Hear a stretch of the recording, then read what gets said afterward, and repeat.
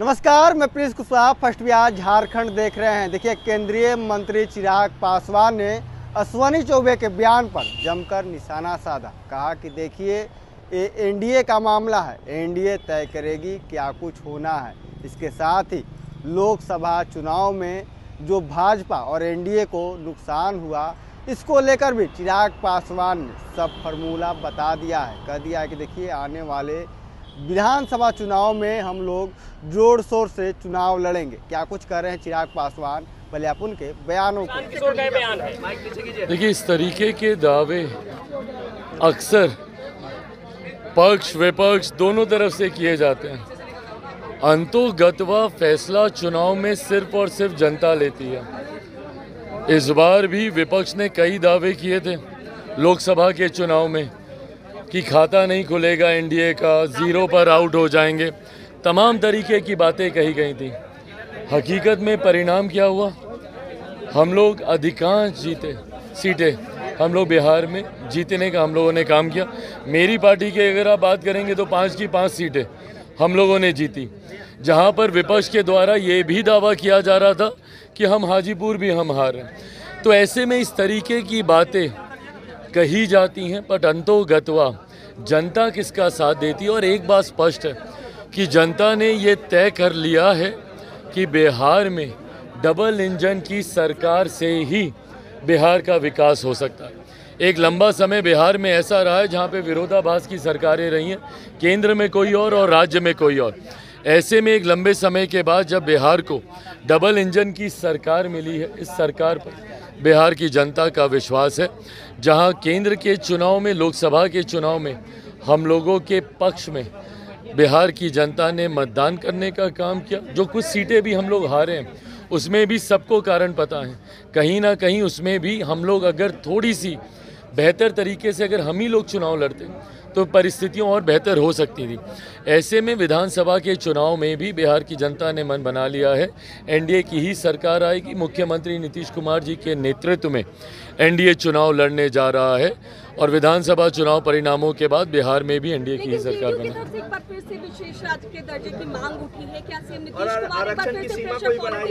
Pressure politics नहीं है भाई, ये मांग तो हम लोग की रही है।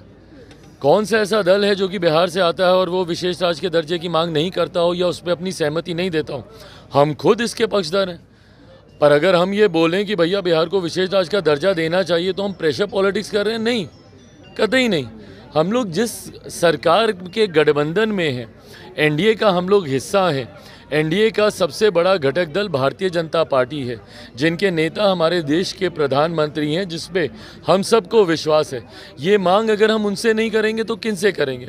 हम लोग राजनीतिक दल होने के नाते ये भी मानते हैं कि ये नीति आयोग के अधीन ये विषय आता है। नीति आयोग के प्रावधानों के अनुसार इससे पहले जब प्लानिंग कमीशन होता था, उसमें फिर भी कई ऐसे रिलैक्सेशंस थे जिसमें कई राज्यों को विशेष राज्य का दर्जा मिलता था। नए प्रावधानों के अनुसार ज़रूर इसमें कुछ टेक्निकल इश्यूज़ इसमें हैं, पर उसका भी मिलकर हम लोग समाधान ढूंढेंगे। जो जनता दल यूनाइटेड ने कहा है, ये मांग हम लोग की भी है कि बिहार को जल्द से जल्द विशेष राज्य का दर्जा मिलना चाहिए। अश्विनी चौबे ने कहा है कि बीजेपी के नेतृत्व में अगला विधानसभा चुनाव लड़ा जाना चाहिए, जबकि सम्राट चौधरी ने कहा कि नीतीश कुमार के ही अगुवाई में लड़ा जाएगा। अश्विनी चौबे के इस बयान को आप कैसे लेते हैं? देखिए, अब हर एक व्यक्ति विशेष के बयान पे टिप्पणी करते रहे। अधिकृत बयान किसका होता है? जो पार्टी के अध्यक्ष होते हैं। अधिकृत बयान एक अधिकृत व्यक्ति के माध्यम से आता है। पार्टी के कई नेता होते हैं जो अपने अपने पार्टी के प्रति आस्था रखकर इस तरीके के बयान देते हैं, और उसका भी मैं सम्मान करता हूं, क्योंकि वो उनकी अपनी व्यक्तिगत भावना है।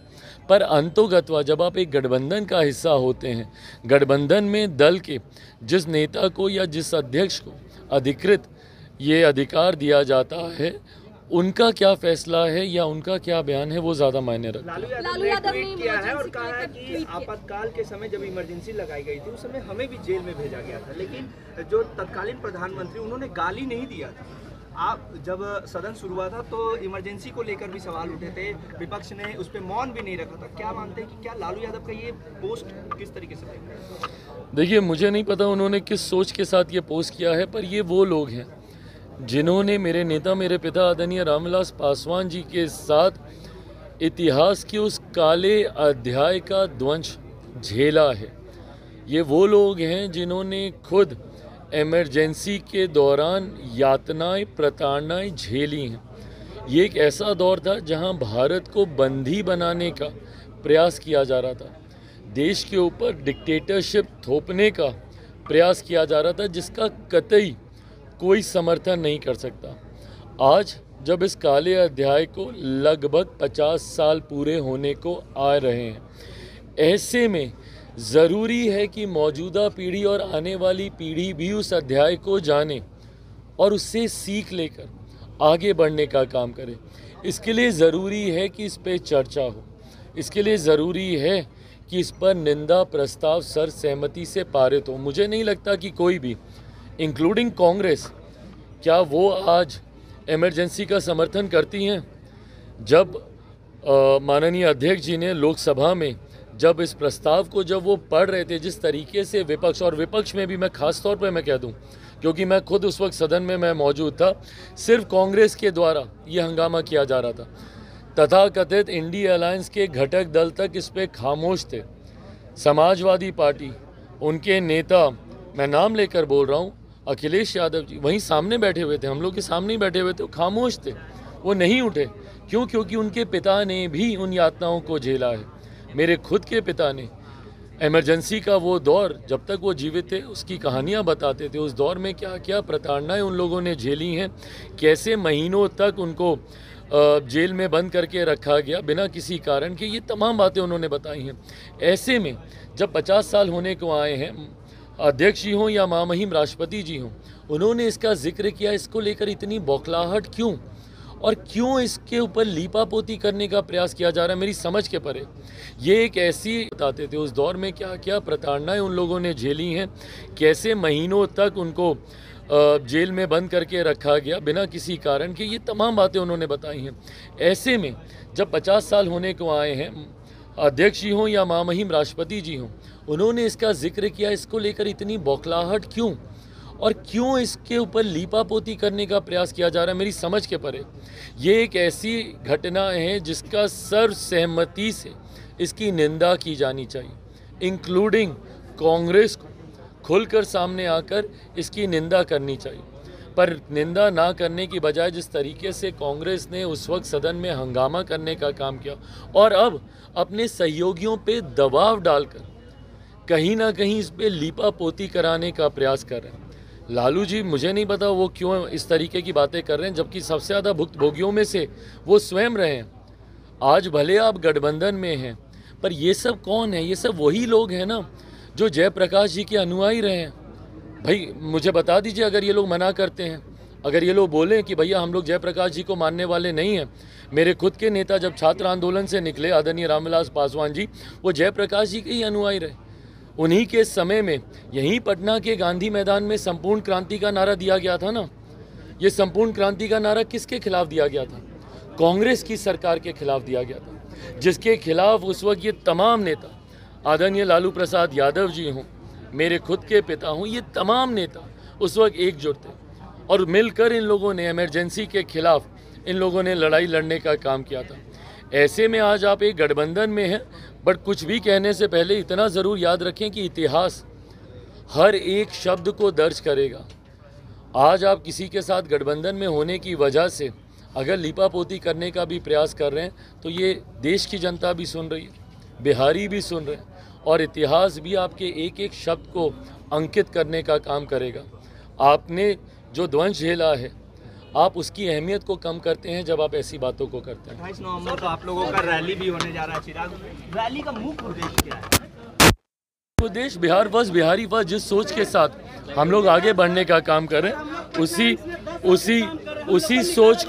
उसी सोच को हम आगे बढ़ाने का हम काम करें। बिहार फर्स्ट, बिहारी फर्स्ट की सोच के साथ ही हम लोग आने वाले चुनाव में हम लोग जाएंगे और उसी सोच को और मजबूती देने के लिए विधानसभा चुनाव का आगाज होगा। वो रैली आगाज तो हम कल ही कर चुके हैं। भाई बताएं, जब हम बोल रहे हैं 2 मिनट। तो आपने सुना साफ तौर पे लोकसभा चुनाव में जो एनडीए को नुकसान हुआ है, नुकसान को लेकर कह रहे हैं कि देखिए थोड़े से और हम लोग मजबूती के साथ अगर चुनाव लड़ते तो हम लोग को ये नुकसान नहीं उठानी पड़ी, लेकिन विधानसभा चुनाव आने वाला है, इससे हम लोग पूरे एकजुटता और पूरे ईमानदारी से चुनाव लड़ेंगे। इसके साथ ही अश्विनी चौबे के बयान पर कहा कि उनका निजी मामला है, एनडीए तय करेगी नेता कौन होगा।